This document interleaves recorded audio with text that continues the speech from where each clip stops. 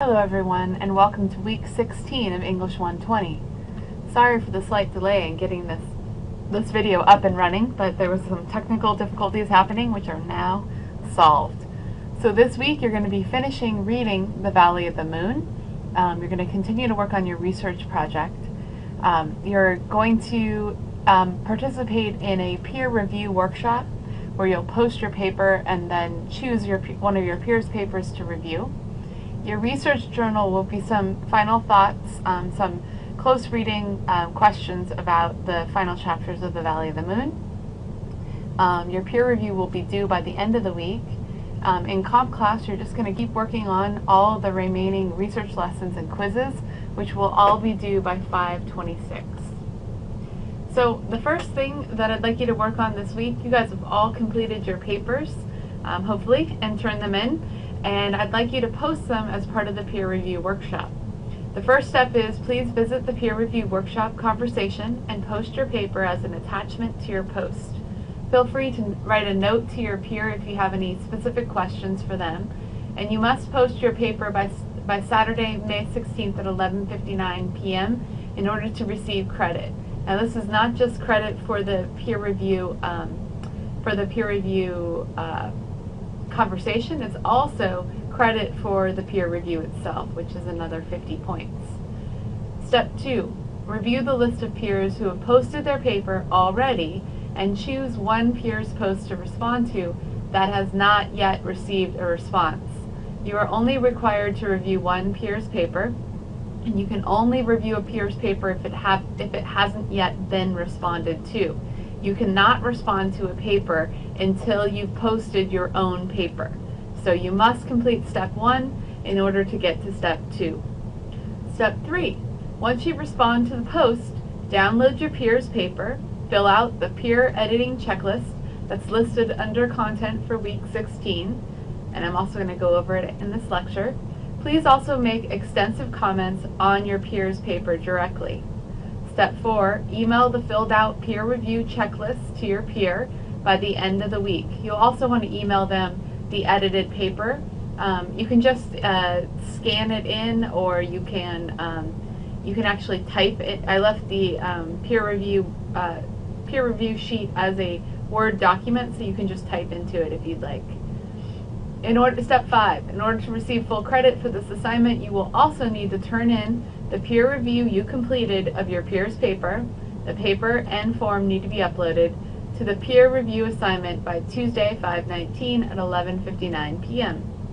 Step 6, please revise your paper based on your peer review, and the edits and questions I'll post by the end of this week as long as you posted your draft by the deadline. Alright guys, hopefully that explains it. This is a very complicated conversation, but it's the easiest one to get 10 points for. All you have to do is post your paper, introduce your paper, and then post it, and then respond to one peer's paper. It's not 3 this time, just 1, by saying that you're going to edit it. And make sure when you post your paper that you include your email address in your initial post so that your peers know how to get a hold of you. This is what the peer review workshop paper looks like. You're going to, the name of the reviewer is you, the name of the author is the person who wrote the paper, and you're going to write down the title of the paper. You're going to think about if the title is effective, why or why not, and you're going to suggest alternative titles or ideas of what the title should be about. You're going to make sure the document meets the format requirements. Is it 6 to 8 double-spaced pages? Is it in Times New Roman 12-point font? Is it in MLA format? And remember, you can refer to Chapter 21 of the Bedford Researcher. Does it include a properly formatted works cited page? And are there at least 6 academic sources cited on the works cited page? Remember, there's a sample works cited page in Chapter 1 of the Bedford Researcher. What improvements do you suggest in regards to the format requirements? And there's spaces to write some information here so you'll know approximately how much information you should put here. For the introduction, is there a hook? Is there some way to grab the reader with a quotation or a story that's connected back in the conclusion, or what is the way that the author has grabbed your attention? If not, if there is one, that's great. If there isn't one, tell us what you suggest. Is the topic clearly defined? And then state what the topic is. Is the history of the topic provided? If no, what is missing from the history? What is the thesis statement? What will the paper be about? Do you think the thesis is arguable? Does it inform, persuade, or call you to action? Then for each body paragraph, you're going to tell us what new subtopic is introduced, and does the subtopic support the thesis? How? If the evidence provided to supports the subtopic. If yes, what is the evidence? Are quotations cited correctly? Is the author of the source introduced? Is there an attribution before the quotation, such as London states? Are the quotations formatted correctly, and is each quotation interpreted and contextualized afterwards? So you're going to do that for each of the body paragraphs, and then you're going to look at the conclusion. Does the conclusion clearly summarize the main points made in the paper? If no, which main points are missing? What could be added? Does the author prove his or her thesis?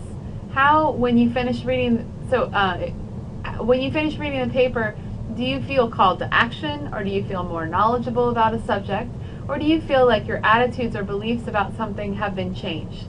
If you do not feel any of these things, what do you suggest the author should do to improve his or her paper?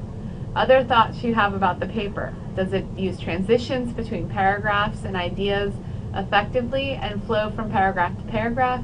Are quotations integrated? Do you like the paper? Or are you convinced of its argument? Are there many spelling errors or grammatical issues? You need to offer at least 5 additional suggestions answering these questions on how to improve this paper. Alright, so that's the peer review. For your research journal this week, you're going to give us some final thoughts. You're going to use evidence from the text to answer the following questions about the Valley of the Moon. What are your overall impressions of the Valley of the Moon? What do you think the overall theme of the book was? How did the characters Billy and Saxon change throughout the novel? And you might want to look at them individually since they change so differently. What is a quest? And you will need to look this up. Relate the journey of Saxon and Billy as they go on a quest. And you might want to look at a heroic quest. What do you think is the most important thing that happens in this novel, and why? And what can we learn from reading this novel over 100 years after its publication? Finally, this is just a reminder that this is the week that we're going to be working on for our research paper, your peer review. It's going to be due at the end of the week, and next week we will be doing the self-review, and your revised final draft will be due May 26th. So just as a little side note, I want to take you on a little journey to Jack London State Historic Park. There is the opportunity for extra credit if you do go to Jack London State Historic Park and go on a docent-led tour available on the weekends. If you go on this and write a 1 to 2 page paper about that experience before May 26th, you have to email me the paper. I will give you up to 10 points extra credit. But for those of you who can't go, I wanted to show you what the house where Jack London and his wife Charmian lived looked like. So this is at Jack London State Historic Park, and this is the oak tree right outside the cottage where Jack London would sit underneath this oak tree and write whenever it was nice weather in the mornings. This is the cottage where they lived. You can see it's not very big. We're walking up to it from the back side, right next to the oak. And for those of you who watched the video I posted, the woman in the turquoise shirt is Susan Nurnberg, who's a Jack London scholar. This is the front yard in front of the cottage. This is the same exact a replica of the fountain that Jack and Charmian put in. These are the winery ruins, and you can see we're looking out towards Sonoma Mountain. There was, when Jack London and Charmian lived here, this was a large 2-story building where all of the ranch hands lived, where Eliza, Jack London's sister, lived, and where all their guests who came to visit would stay. Unfortunately, it burned down in the 1960s, and along with it, we lost a lot of the records from the ranch. When you enter the cottage, which is now a museum, This is the first picture you see. It's a collage of photographs of Jack and Charmian. If you look over on the right-hand side, there's a photograph of Jack and Charmian in a wagon with horses, and that's when they went on the 4-horse tour, which is what they did in order to prepare to write The Valley of the Moon. This is in the entryway, and it's a typical sized bed from this era, and it has a lot of their, they traveled a lot, and they brought back a lot of trinkets from their travels. These are from the South Seas when they went on a tour on the Snark, the sailboat that they built. This is a guest room. Again, it's decorated in the way that someone would live in the early 1900s. You can see there wasn't a lot of extreme comfort, and you can see at the bottom of the bed there's a pot to go to the bathroom in if you have to go to the bathroom in the middle of the night, because there was no indoor plumbing. This is Jack's sleeping porch. This is mainly where he slept. This is where he did a lot of his work in reading and prepping. These notes here are the notes he would take at night when he was reading and doing work to get himself ready for his daily writing routine. Jack London would write about 1,000 words a day, almost every single day. And these were the notes that he took. These are replicas of the notes, but he hung them on a line, like a laundry line above his bed so he could see them. This is his bed, and we're going to close up to his, these are his books, a replica of the books he would have by his nightstand. You can see his Lucky Strike unfiltered cigarettes there. He smoked 4 packs of 10 a day, a lot of smoking. He'd also have a thermos full of milk to keep him going, and a bowl of fruit every night because he would stay up really late reading. This is the wheel that he would set, it was actually on the door outside, and it says, "Wake me up," and he would spin it to whatever time he wanted to be awoken at. They had a housekeeper who, a Japanese man, who would help them take care of their, all of their household needs, and one of those jobs was to wake Jack up. And this is the wheel that he would set at either 2 a.m., 2:30 a.m., 3 a.m., 3:30, all the way to 6 a.m., or no wake up. So he would know what time to wake him up. This is Charmian's sleeping porch.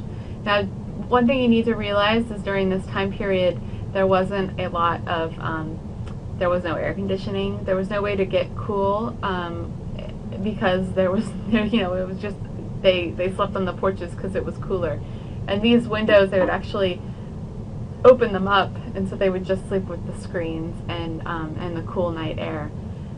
They did sleep in separate sleeping quarters a lot of the time because they both suffered from insomnia. Jack would work late into the night, and Charmian wanted to sleep.